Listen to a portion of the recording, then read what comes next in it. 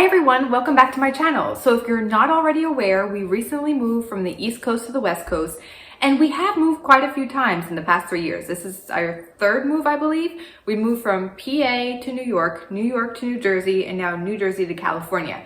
So I feel like I am an expert on moving and packing. So I want to share those tips with you. I'm going to dive right in, get started, and share some of the packing tips that I used this past move that has really helped me. So the first thing is hanger organization. Now we did use wardrobe boxes, which I'll get into later. However, sometimes there's not enough room if you only rent or buy so many. So in the past 2 moves, we have used hangers and put them in boxes. Last time we wrapped tape around 3 different corners to keep a group of hangers in place. But this time I took about approximately 10 and then just put 3 ties around the hangers. That way they stay together and they didn't get all tangled and mangled during the move. So that's a really great tip.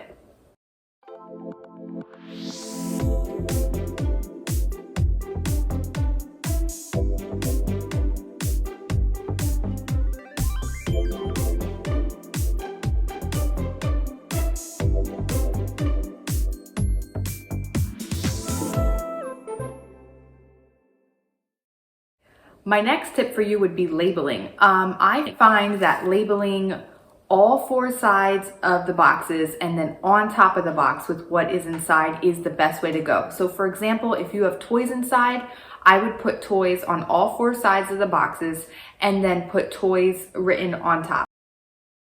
The reason I say you should do that is because when everything comes in a pile together, you may only be able to see one side. It might be too heavy to maneuver. And then this way, no matter what angle you're looking at it from, you'll see what is in the box because it's written on all sides. And I would write it quite large. My husband writes them really small and I can't really see, what it is. I have to squint. Once your boxes are stacked, you hope that the bottom is on the bottom, so you don't really need to look there anyway. Next suggestion that I've never really seen somebody do before, but I think it's very helpful, is color coding. So I would color code by room. So for example, if my son's room, we did in blue. So everything either got written on in a blue marker or I taped a blue piece of paper. That way, when the movers come to your new location and they ask, where would you like these boxes? You can say, all the blue labeled boxes go into this bedroom, all the red boxes go into the kitchen. And I have just found that very helpful to organize by room, especially if the moving company is willing to place boxes in the rooms that you ask them to. Even if they do put them in a pile in one room, I still think, when you go to sort them yourself, it just makes your life so much easier. So that's a good tip, not one that I've seen much, but I found it very helpful. I just kind of came up. Next is space bags. I love space bags, especially when we lived in New York. So you can put so many things or so many bulky things like pillows, winter jackets, and then, you can just save so much room by sucking the air out of there. And basically, if you want to suction a bunch of pillows in different space bags, and then you can just pile them all in one box rather than just having a box with a few pillows.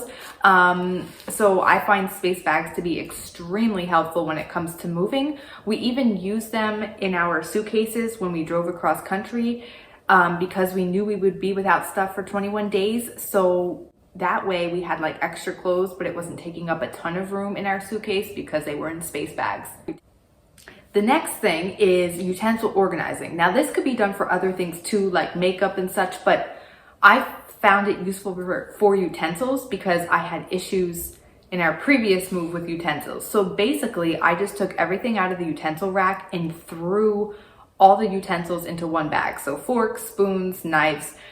And then when we got to our location, and obviously eventually you have to eat, all the forks in one bag, all the knives in another bag, and all the spoons in another bag. So all I had to do is take them out and put them in their designated spot. Done. Definitely recommend that as well. And like I said, you can do it with other things. I just specifically separated them for utensils.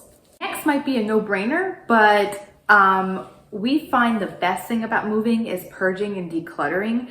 just stuff that you save over time and you think, oh, I need it. Like if you have to think, should I keep it, should I not, then you should probably just get rid of it. We did donate stuff, and we also did get rid of, you know, stuff if it was broken or if there was clothing with stains on it. So that's just another recommendation I have. That's like one of the best things we do with moving is like purging, because then we never collect like a ton of junk, and it really comes in handy with toys too, because Lennix outgrows toys or they become broken or doesn't play with them anymore, so we donate them or get rid of them if they're broken. I mentioned this briefly earlier is wardrobe boxes. They are a savior.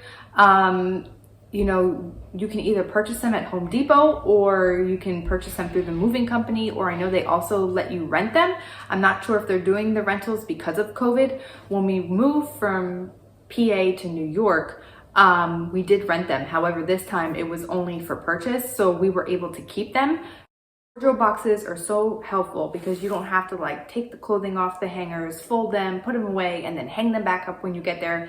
Literally, they just all stay like they're hung up on a metal bar, and then you just take them from your closet to the bar and then back into the closet once you move again. So I find all these tips really helpful. I think the color coding one is great. The utensil organization is great. Just small little simple things that can make a big difference. I think overall, as you get more and more into packing, the difficulty becomes like you're just so tired of it that you just start throwing stuff anywhere, or oh, this box has a little bit of room, so I'll put some stuff from the bedroom into the kitchen box. And that's where like you kind of go wrong, because you want it to be as smooth as possible once you arrive at your new location. So there are all the tips I have for you. I hope they're helpful. If you have any additional tips, leave them in the comment box below. I'd love to hear. If there's any of these that are your favorite, please also comment below. I'd love to hear which one was your favorite. If you enjoyed this video, please give it a big thumbs up, subscribe if you're new, and until next time, we'll see you later. Bye guys.